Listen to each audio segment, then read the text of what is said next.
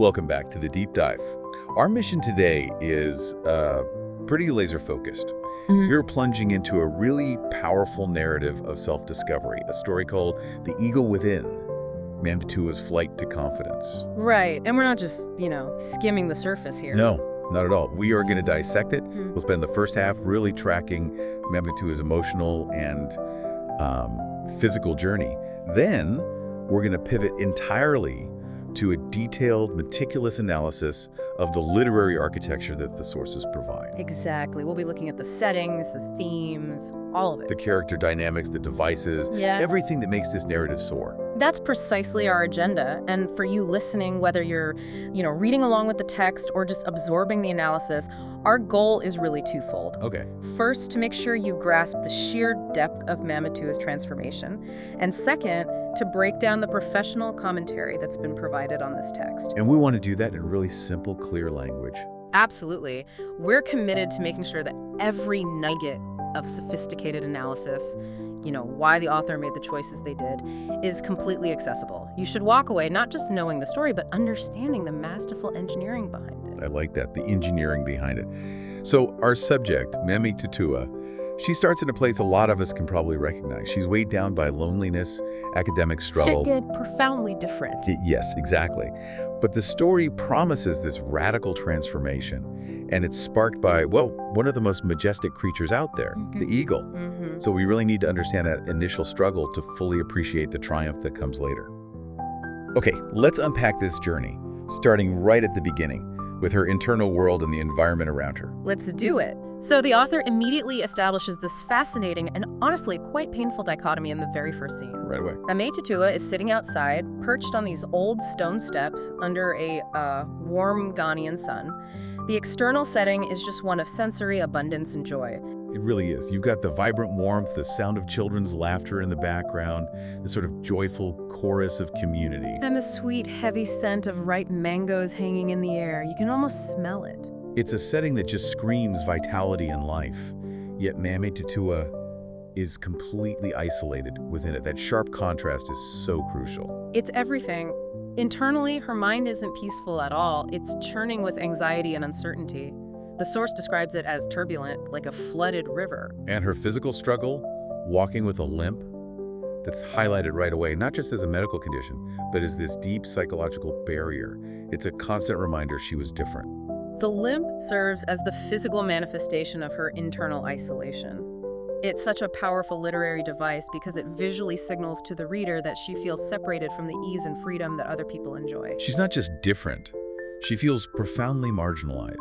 She's being ignored by the older teens nearby, feeling completely invisible in a crowd that should feel like her home. It's heartbreaking.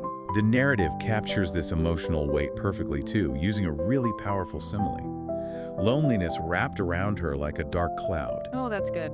It's a suffocating feeling, isn't it? It turns that warm sunlight into something cold and heavy. And you can see this immense emotional pain etched right onto her young face. The forehead wrinkles of worry, the downturned lips of, sustained sadness. It's a complete and immediate portrait of despair. It is, but if the author had just left the description there, it would just be a tragedy. But they inject that one critical detail, that little promise of resilience. The small light. The small light shone in her eyes, a tiny, unextinguished flame of strength. That detail, I think, is the author's contract with the reader. It signals that this isn't a story about succumbing to difficulty. Right, it's about latent potential. Exactly. The struggle is simply waiting for the right spark to ignite that internal strength. That's a really astute observation about the author's intent. The physical setting is rich, it's inviting, it's cultured, but her internal reality is dark and limited by her own self-perception, her sense of difference. So the story starts right at that point of maximum internal conflict. Which gives her the perfect emotional platform for the transformation that's about to happen. And that critical spark arrives, quite literally, from the heavens.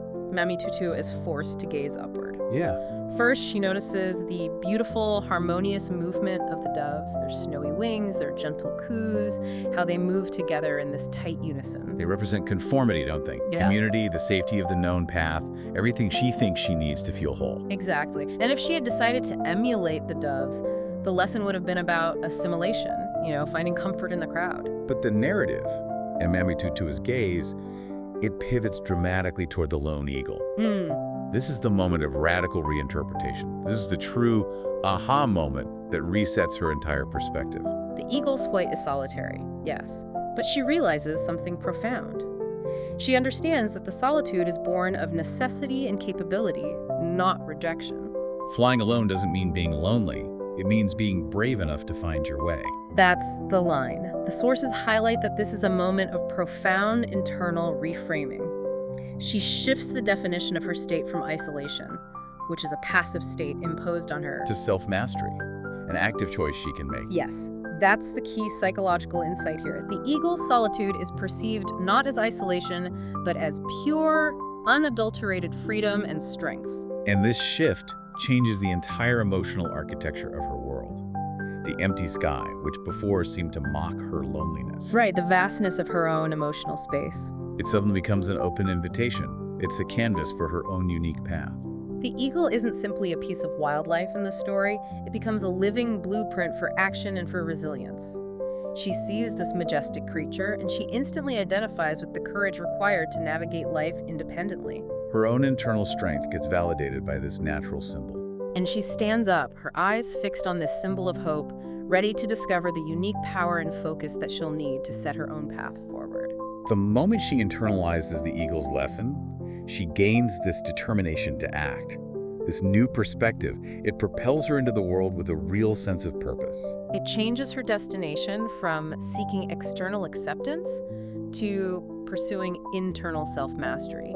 So this renewed internal resolve, it immediately translates into outward action. It has to. She leaves the stone steps and she heads straight to the bookshop. And the description of her arrival there captures this fresh sense of wonder. Her eyes widening in awe at just the sheer volume of knowledge on the shelves, tracing the book spines. Searching for something she didn't even know she needed until that moment. And this setting change feels very deliberate. She's moving from the external world of social judgment, on the steps, to the internal world of intellectual possibility in the bookshop. And her search culminates in the Birds of Prey section, where she finds her treasure, a book titled The Majesty of Eagles. This isn't just a book, is it? It's the physical embodiment of her newfound purpose. Exactly. And just as she's about to acquire this pivotal object, she meets Akua. The sources dedicate a lot of detail to Akua's description. They really do. She's painted as this genuinely warm, radiant presence, intended to be a momentary yet profound guide for Maame Tutuwa. And she is instantly visualizable. You have the dark hair neatly braided, the bright, inquisitive eyes behind stylish black-rimmed glasses. And that flowing, ankle-length dashiki dress. But notice the specific cultural details there. The dress features these intricate adinkra patterns in deep indigo and cream, which are symbols of profound cultural wisdom. She even completes the look with a practical, hand-tooled leather belt and a delicate feather pendant necklace. So Akua's attire suggests she's highly conscious of her heritage, but she's also modern and thoughtful. She's the perfect bridge figure. And that feather pendant, it links her visually to the very subject Maame Tutuwa is focused on. This immediate warmth and this shared interest in eagles, it creates an instant, powerful connection. Maame Tutuwa, who's still, riding this wave of her emotional shift, feels drawn to this kindness, and she just pours out her story. She verbalizes her identification with the eagle. It's the first time she's externally validated her internal transformation. It's a huge step. A huge step. But the lesson isn't quite complete. Before they part ways, her father steps in, and he adds this crucial layer of nuance. This is one of the most important moments of subtle wisdom in the entire story, I think. I agree. He prevents Maame Tutuwa's radical interpretation of independence from becoming, just simplistic isolation. He clarifies that being truly strong means knowing when to soar alone, yes, but. And this is the key part. It also means knowing when to fly with others and accept support. It's a profound moment of synthesis. The story pivots from absolute individualism to intelligent interdependence. The challenge isn't just about being strong, it's about discerning the right strategy for the right situation. It's a key insight into leadership and maturity. So they purchased the book, now armed with both the symbol and the balanced philosophy, and the path is set. So leaving the bookshop and approaching home in Katamanso, the atmosphere shifts again. It's bathed in these tranquil golden hues of the setting sun. And this warmth is immediately personified by the figure who is waiting for them, Auntie Ama. Auntie Ama is detailed so meticulously because she serves as the embodiment of Maame Tutuwa's secure cultural foundation. She's described as the quintessential Ghanaian matriarch, her rounded face etched with gentle wrinkles, her hair with wisps of gray. And she's wearing a vibrant, floor-length kente cloth wrapper with bold, geometric patterns, textiles that speak volumes about heritage and status. Her accessories, too, the hand-beaded necklace and the intricate gold earrings shaped like carved masks, they just reinforce her role as the anchor of cultural identity. She just exudes warmth and authority. She confirms that Maame Tutuwa's journey of self-discovery is rooted in a secure, loving heritage. And she immediately establishes the home as this tranquil oasis by offering a very specific cultural detail: the millet drink. The drink isn't just refreshment, is it? It's a whole sensory experience that defines comfort. It's served in gleaming, handmade clay cups, the amber-hued liquid carrying the aroma of roasted millet and a hint of ginger with a subtle sweetness. This moment tells you, the listener, that the home provides this deep, nurturing environment. It dissolves the fatigue of the day.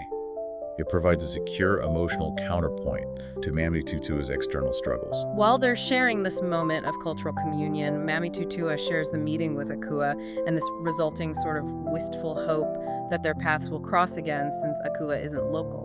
Right, so Akua was the intentional spark, but it's clear that Auntie Ama and the father, they are the ongoing emotional engine here. And the conversation winds down, the aroma of steaming jollof rice and grilled chicken starts filling the air, more of those potent sensory details of comfort. And Maame Tutuwa settles in for the night, clutching her new treasure. The message is just crystal clear. The internal discovery began under the eagle's flight, but it will be nurtured in the secureness of her family and her culture. She carries the book, the symbol, into the solitude of her room, ready for the next, equally vital stage of her transformation. Sleep, understandably, is not an option for her that night. Maame Tutuwa is entirely consumed by the majesty of eagles. And the sources are really careful to establish that this reading session is not a passive activity. It is a full-body, immersive, intellectual experience. This is such a crucial segment for understanding the power of literature in the narrative. The book literally transported her. That metaphor is almost literalized for her internal experience. She wasn't just reading facts about eagles, she was taken to vast savannas, rugged mountains, and serene forests. She experienced the rush of wind, the piercing, focused gaze, and the detailed reality of their habitats, their hunting strategies, their resilience. She experienced it firsthand. So the knowledge isn't academic for her, it's visceral. By reading about the eagle's ability to withstand harsh environments and their strategic patience, she is effectively internalizing these traits herself. The book is actively rewriting her subconscious script. It's replacing the narrative of difference and isolation with a new narrative of focused strength and capability. Exactly. The concepts of resilience and strategy, they move from these abstract ideas she saw in the sky to practical steps laid out right there on the page. And she is so deeply absorbed in this mental journey that she doesn't even notice the passage of time, the transition from the deep stillness of night to the soft light of dawn. When she finally closes the book, her eyes are described as being moist with emotion, filled with a deep sense of wonder and awe. The intellectual journey has triggered a true emotional breakthrough. She realizes the full value of that chance encounter with Akua and the gift of the book. It solidifies her new internal direction, the path of active self-discovery and the deliberate application of focused strategy. So she wakes up refreshed, mentally prepared for the next phase, testing this new persona out in the real world. And the change is immediate and it's holistic. We see her discussing these intricate details of eagle conservation with Auntie Ama over breakfast, a meal of fried plantains and scrambled eggs. Her internal shift has literally opened her eyes to the world around her. Her senses are heightened. She's noticing the natural world, the swaying of the leaves, the subtle colors of blooming flowers. Her interactions become more genuine and warm, reflecting the kindness that Akua showed her. And critically, this internal glow is observed externally. Yes, her friend Ifua notices it and asks, what's behind the glow? Her teachers note her participation is more thoughtful, her grades start to climb, she moves beyond just passive interest and joins the school's environmental club. Which demonstrates an active commitment to her newfound passion. This confirms that the transformation is not just a passing mood, it's a fundamental shift in how she approaches engagement, learning, and her own self-worth. But the ultimate crucible, the real test of her new resilience, comes in the one area she feared the most: daunting mathematics. The complexity of the numbers and equations threatens to undermine everything she has gained. This is the moment of application. Frustration is the natural enemy of confidence, and you can feel it threatening to creep back in. But she deliberately calls upon the eagle strategy. She remembers how eagles hunt. Unwavering focus, silent precision, absolute commitment to the target. And this quiet intensity is channeled directly into the complex math problem. The struggle becomes the patient hunt. A stage is set by Mrs. Owusu, the dedicated and patient math teacher. The source is careful to detail her calm demeanor, highlighting that the institutional environment is supportive. Right, and Mrs. Owusu presents a complex, multi-step equation to the class. The room falls silent. The challenge is just too great for the conventional thinkers. And then the culmination. Maame Tutuwa's internal strength manifests physically and almost, it seems, autonomously. Her hand shot up by itself. The confidence is so absolute, it just bypasses the usual hesitation. She approaches the board and solves the complex equation easily, with a precision and clarity that just astonishes Mrs. Owusu and her classmates. The classroom reaction is the final validation. Her friend Akua whispers the key line of the whole story, I think. What happened to the Tutuwaa we knew? The old version of Maame Tutuwa, the lonely, struggling girl, is publicly replaced by this new, confident individual. And when she reflects on this definitive moment, the narrative completes its metaphorical loop. She realizes the direct parallels. Her academic struggle was the eagle's patient hunt. Her focused, unwavering practice was the silent intensity. And her triumph was the soaring flight. The transformation is complete, and she leaves the classroom craving her next fictional escape at the library, signaling that the pursuit of knowledge and self-improvement is now a core, driving part of her confident identity. That is a masterfully crafted narrative arc. The shift is so radical because it's earned through internal work and external application. Now that we've fully established the what happened in the story, we absolutely must spend significant time moving into the critical second phase. Okay. This is where we break down the how and the why, delving deeply into the author's intentional choices as they're analyzed in the commentary. Excellent. Let's make this pivot smoothly, connecting the rich details we just discussed directly to the author's structural blueprint. This next section is the real deep dive into the craft. Let's get into it. So the analysis provided in the source commentary, it really stresses that in this story, the settings are far more than just backdrops. They're active forces that shape Maame Tutuwa's development. They provide context, conflict, and comfort. They absolutely are. We need to look closely at their symbolic function. Let's start with Maame Tutuwa's home. Yeah. The analysis characterizes it as the secure base. It's defined by its cozy, nurturing atmosphere built on these warm, consistent relationships with her father and Auntie Emma. So symbolically, the home represents comfort, security, and cultural identity. It is the place where she can safely process the lessons she's learning outside. And the sources specifically highlight the crucial role of cultural significance. The description of Auntie Emma's vibrant kente cloth, the shared millet drink, the aroma of jollof rice. These are not just decorative detail. Not at all. They are tangible infusions of Ghanaian culture and tradition.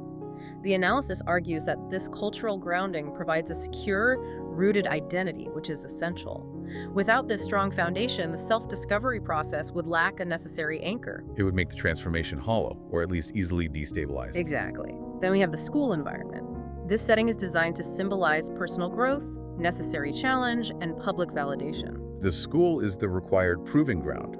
It's where her internal epiphany has to stand up to external pressure. And the classroom, specifically the math class, becomes the decisive site of Maame Tutuwa's transformation. The corridors in the library, which are also mentioned in the analysis, they symbolize expansion, the freedom to explore knowledge and the world beyond her immediate anxieties. So the school tests her confidence.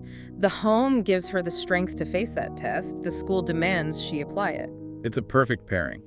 The analysis also gives weight to the additional settings.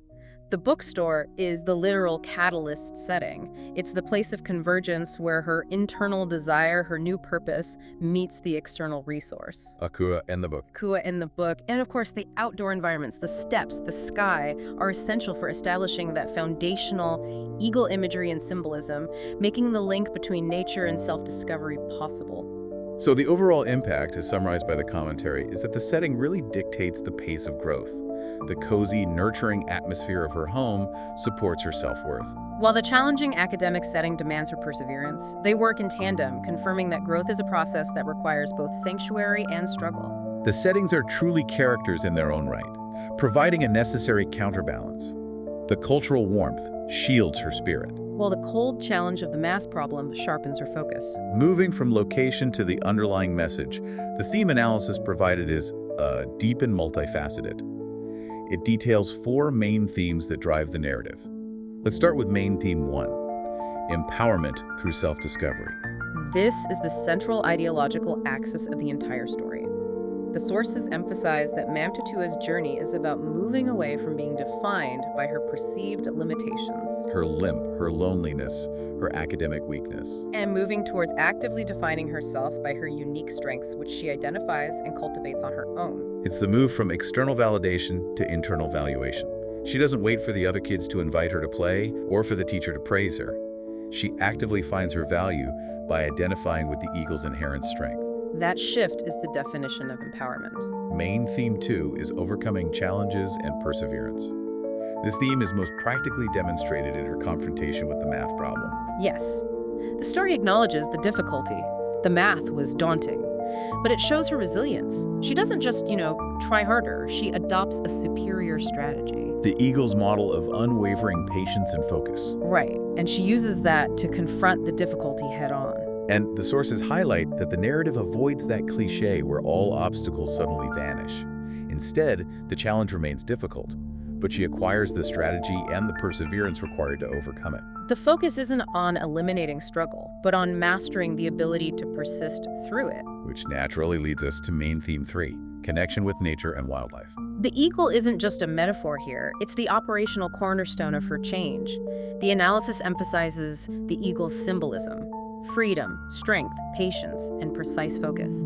It acts as a non-human mentor, providing a tangible behavioral blueprint. That's why that late-night reading session is so important. She operationalizes the bird's natural behavior. She applies the silent, precise hunting strategy to her academic work. It makes the connection functional. It moves it beyond mere poetry into practical, applicable knowledge. And finally, main theme 4, believing in oneself. This is the culmination of the entire journey. Her initial sadness was fundamentally driven by seeking external acceptance. But her eventual triumph is driven entirely by internal self-assurance. The moment she raises her hand in math class, it's not because she feels lucky or external pressure. It's because she internally knows she has the focus required. The analysis is careful, though, to also cover the interconnected sub-themes. We have the crucial importance of support provided by Akua, Auntie Ama, and Mrs. Owusu. Which reinforces that balanced philosophy introduced by her father, that even the strongest individuals, the eagles, need the secure base of a supportive community. It is interdependence, not isolation. We also have the sub-theme of embracing individuality, which is critical because her limp initially made her feel isolated and different. And the story ultimately celebrates that difference by showing the unique strength and perspective it forces her to develop. And tying everything back to the beginning, the persistent importance of cultural identity and heritage. The deep infusion of Ghanaian culture roots her growth in a specific, celebrated context. Which provides a powerful sense of belonging that directly counters that initial feeling of loneliness. The genius of the construction is how these themes all cross-pollinate. The cultural security of her home supports the perseverance she needs to overcome academic challenges. Which ultimately leads to her self-discovery and empowerment. The themes are a comprehensive guide to personal growth. So in a deep dive focused on narrative structure like this one, understanding the functionality of each character is key. The analysis defines each person's role precisely in relation to Maame Tutuwaa's development. Absolutely. Starting with Maame Tutuwaa, the protagonist, the sources label her a dynamic character. She is defined by change. She starts as a vulnerable figure, lonely and struggling, defined by her environment and her limitations. By the end, she transforms into an empowered, confident individual who defines her environment. Her arc is the engine of the entire story. Next up, Akua, the influential mentor. Her role is catalytic and symbolic. She's the kind stranger who appears at the precise moment Maame Tutuwaa is seeking direction. By introducing the Eagle book, she provides the core source of inspiration and guidance. And her carefully described warmth facilitates the emotional vulnerability required for Maame Tutuwaa to open up in the first place. Her sophisticated, culturally aware appearance, the Adinkra Dashiki, the feather pendant, suggests she's a role model, someone who has successfully integrated heritage with personal strength. She opens a vital door, but then she steps back. She allows Maame Tutuwa to walk through it alone, which adheres to the principle of self-discovery. Then there is Auntie Amma, the nurturing figure. She is the foundational element. She provides essential emotional support and consistent comfort. As the unwavering representative of Ghanaian culture, she embodies unconditional warmth and care. She is the secure nest, the anchor of emotional stability. That allows Maame Tutuwa to risk failure in the outside world, knowing she can always return to sanctuary. And she actively engages in the transformation too, questioning Maame Tutuwa about the eagle conservation details. She proves that nurturing support is active, not passive. So true. And crucially, Mrs. Owusu, the teacher guidance figure. The commentary explains that while Akua provides the spark and Amma provides the foundation, Mrs. Owusu facilitates the public validation of Maame Tutuwa's internal growth. She represents institutional guidance and patient authority. Her role is often understated, but it's vital. By presenting a genuinely complex math problem, she creates the necessary high-stakes scenario. She doesn't solve it for Maame Tutuwa. No, she creates the environment for Maame Tutuwa to demonstrate her transformation to herself and to her peers. The success relies entirely on Mrs. Owusu's patience and the challenging nature of the academic test she provides. She is a facilitator of external proof. So every character, the dynamic agent, the catalyst, the anchor, and the validator, plays a specific functional role in moving Maame Tutuwa from point A, which is loneliness, to point B, which is triumph. This final analytical section is perhaps the most important for understanding the author's craft. We're moving beyond just defining the literary devices, and we're discussing why they were chosen and the specific effect they have on the listener. Let's start with imagery. Imagery is, simply put, the use of descriptive language that appeals vividly to our senses. It anchors us emotionally and physically in the narrative. Yeah, and for anyone listening, it's just about painting a picture with words, right? Appealing to the senses. Exactly. Not just what you see, but what you smell, what you hear. The sources provide powerful examples of this sensory detail. We already discussed the warm glow of the lanterns in the home, which creates an immediate feeling of cozy, secure serenity. And the robust descriptions of food. The aroma of steaming jollof rice and grilled chicken, using smell and taste to ground the comfort within a culturally specific context. You can smell it right now. It instantly grounds you in that feeling of home. It's not just telling you it's a nurturing place, it's showing you by making you almost taste the food.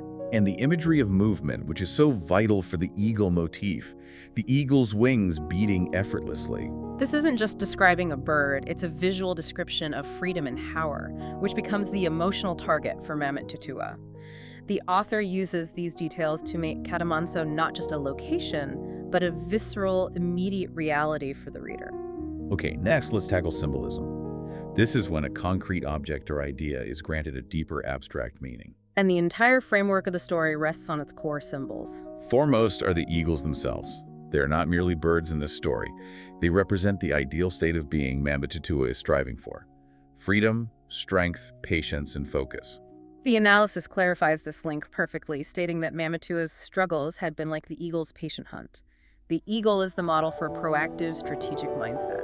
And the accompanying symbol is flying. This represents the result, the transcendence. Flying symbolizes empowerment and rising above challenges, regardless of the difficulty below. Her ultimate achievement, solving that complex equation, is equated to the eagle's soaring flight. The symbol elevates a simple academic success into a moment of profound personal transcendence. Okay, moving on to metaphor and simile. We know these are comparisons, but the author uses them to great effect to make internal emotions tangible. Let's focus on the simile first, which uses like or as. The most striking example is how loneliness wrapped around her like a dark cloud. The author chose this device to transform the abstract emotion of loneliness into a physical, suffocating, and heavy sensory experience. We don't just know she's sad, we feel the weight of the darkness around her. Conversely, the metaphor is a direct statement, claiming one thing as another. We see this when Auntie Amma's radiant smile dispelling the evening's gloom. The smile is a light, actively pushing away negative emotions. It's a powerful, immediate contrast to the dark cloud of her earlier loneliness. Another crucial metaphor is that the book transported her to vast savannas and rugged mountains. Reading is compared to a literal, active journey. It emphasizes the immersive, transformative power of literature to be a genuine vehicle for internal change. Finally, let's examine personification and repetition. Personification is attributing human characteristics to non-human things. The examples here are simple, yet emotionally revealing. When Maame Tutuwa is anticipating food, her stomach growled in anticipation, giving the stomach a human trait of eagerness. But the most important example is when her hand shot up by itself in the classroom. That suggests that her newfound confidence was so strong and so internalized that it acted autonomously, overriding any lingering hesitation or doubt. The action was involuntary proof of her internal conviction. And regarding repetition, the source analysis notes the author's strategic use of recurring elements, the frequent repetition of the eagle imagery, the focus on flight, and the consistent emphasis on growth and transformation. It ensures that the central guiding message, that internal strength leads inevitably to external success, is consistently and powerfully reinforced.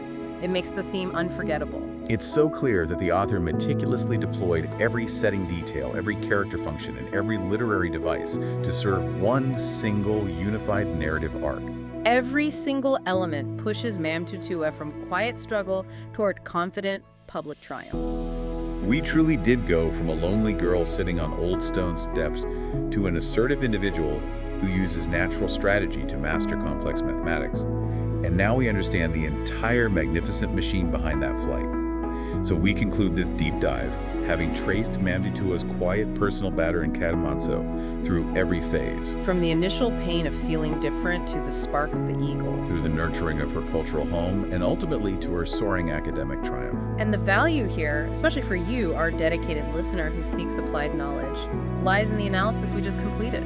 We have seen the blueprint. Understanding the story's structure, how the settings provide cultural and physical context, how the characters facilitate specific stages of growth, and how devices like symbolism and metaphor bring that growth to life, helps us appreciate exactly how the author built this message of internal strength and perseverance. It's a universal message, wrapped in specific, powerful cultural detail. It's a phenomenal blueprint for transformation. It is.